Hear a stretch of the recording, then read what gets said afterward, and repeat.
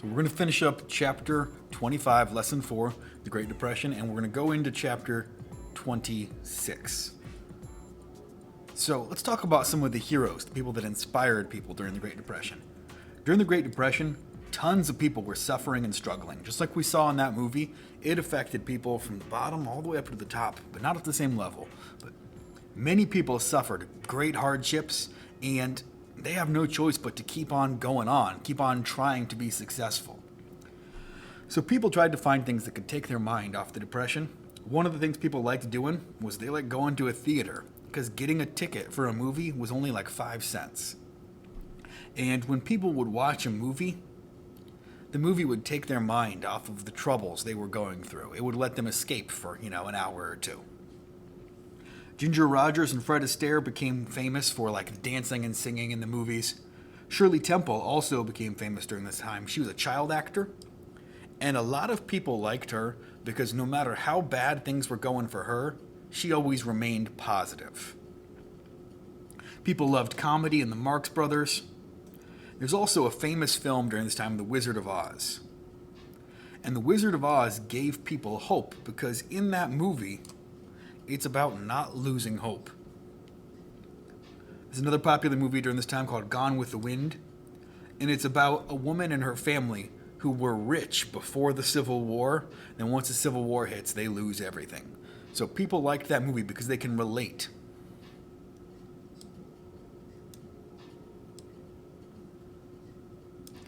There's also some more heroes during this time.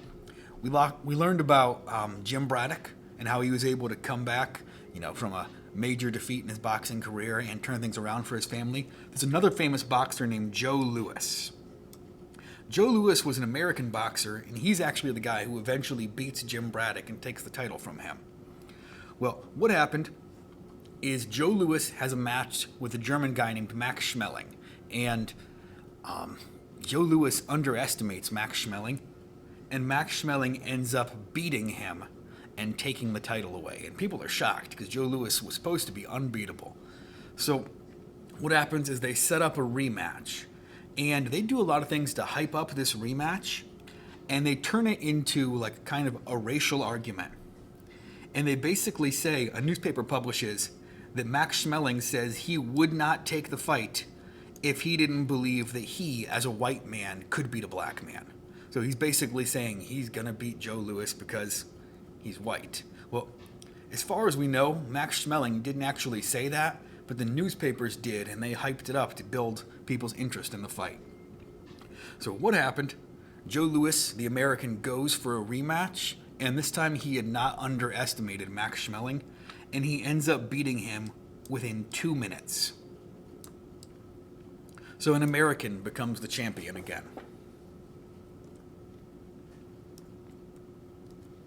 So in 1936, people from all around the world meet in Germany to participate in the Olympics. And Adolf Hitler is the leader of Germany. He's coming into power.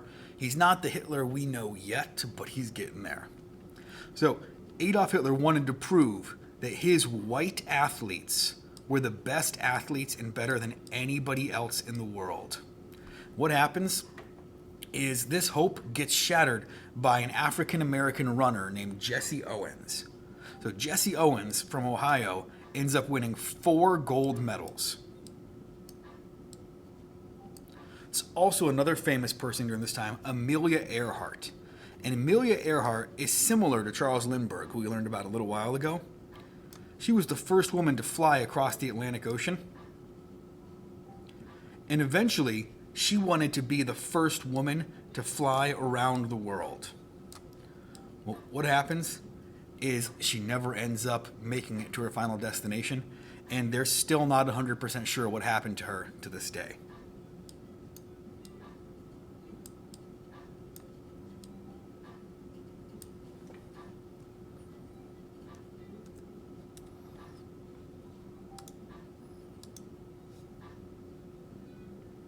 So let's go on to chapter 26, which is going to be the start of World War II.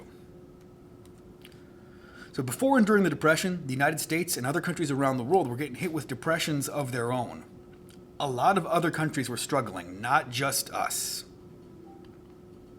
Germany and Italy fell under the control of dictators, and the dictators believed that war might be a good solution to their country's problems and their struggles. There's also a guy named Benito Mussolini. Benito Mussolini controls the Italian government, and he believes a strong leader must have full power.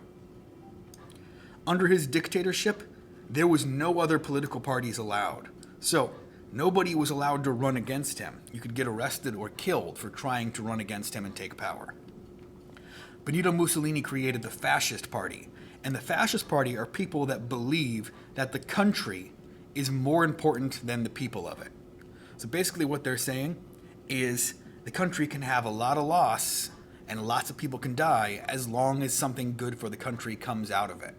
So basically saying it's the people's duty to sacrifice for the country. So the German people are bitter about World War I. If you guys remember, they're the country that caught pretty much all the blame for World War I. They had to pay back most of the damages. They had strict regulations on how big their army was allowed to be. When World War I ended, they removed the king and they set up a democracy. The Republic of Germany tried to get Germany back on track, but they really struggled. So Germany falls apart. Their economy crashes, and they're not making any money. So what they do is they start printing more and more money. And when you print more and more money, that money becomes worthless. That's called inflation. So what happens is when they keep printing money, the prices of products go up and up and up and up. And things are doubling in cost every day. So if at the beginning of the week you had $100 in your pocket, and $100 would buy you groceries, by the end of the week, it's not going to get you anything, maybe a gallon of milk and a loaf of bread. So, what happens? Adolf Hitler sees this is coming, and he knows that he can get more power by using this situation. So, Hitler was an excellent speaker. He was really good at convincing people to do things, and he was very persuasive. He said democracy was weak and it could not solve the country's problems, and he blamed all of Germany's problems on other people. He blamed it on the Jewish people. So imagine, you're a German person, you are struggling, can't pay your bills, and this guy comes along and he says, you know what, it's not your fault, it's their fault. And he blames it on the Jews. So what happens? Adolf Hitler becomes very popular, and after he becomes elected the Chancellor of Germany, he makes himself the dictator, gives himself complete power. And once he does that, he starts taking away freedom from a lot of these people who he was blaming. The Jewish citizens start losing things. So what happens? Our Jewish citizens start losing their freedom, but life for the other Germans starts to get better. They start getting money, start getting jobs again, and people start to think maybe Hitler was right.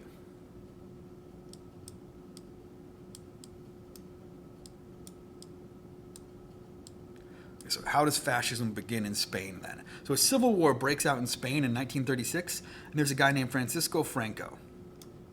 Francisco Franco and his forces fight against the anti-fascists. The anti-fascists want Spain to have a democratic government, which means voting on things, means the people get to make the decisions. Germany and Italy send in troops to fight in Spain to help the fascists take over. So, the communist government of Russia, the Soviet Union, supports the anti-fascists. So they're on the opposite team of Germany and Italy. People from Great Britain, France, and the United States also fight to try to help Spain remain, independent and free. This wasn't an official war, though. The Americans who were there were not there fighting an official war. They were fighting more like support role. We had not declared war. So what happens next? Francisco Franco became the leader, took over.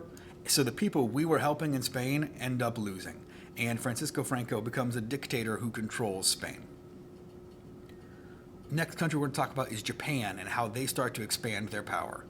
The worldwide depression also hurt Japan. Japan is a small island close to China, and they rely on a lot of imports, which means they bring stuff in.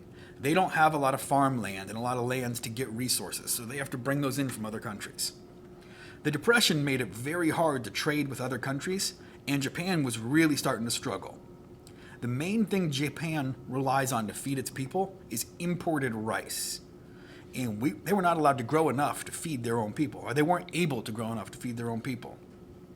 So the Japanese people were starving, so these military leaders rose to power in Japan and said they were going to fix it. What they did is they went next door to China, and they took a big chunk of China's land over, a big chunk of like farmland, and said, this is ours now. We're going to use it to grow crops.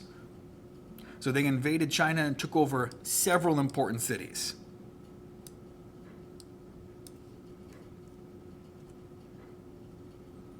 Last bit. So the American people see this war going on, and we don't really have any interest in getting involved in this war. If you remember, World War I was a big shock. People didn't realize how bad it was going to be, and we were kind of tired of that. So there's another reason that the American people ignore what's going on. It's 3,000 miles away. So it's 3,000 miles away.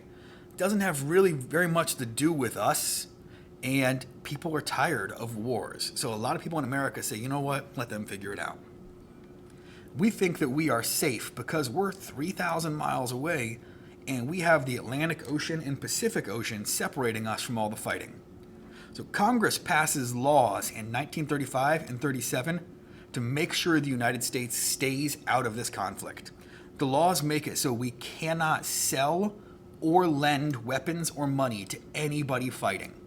So if you remember, we got pulled into World War I because we were selling weapons to the countries who were fighting.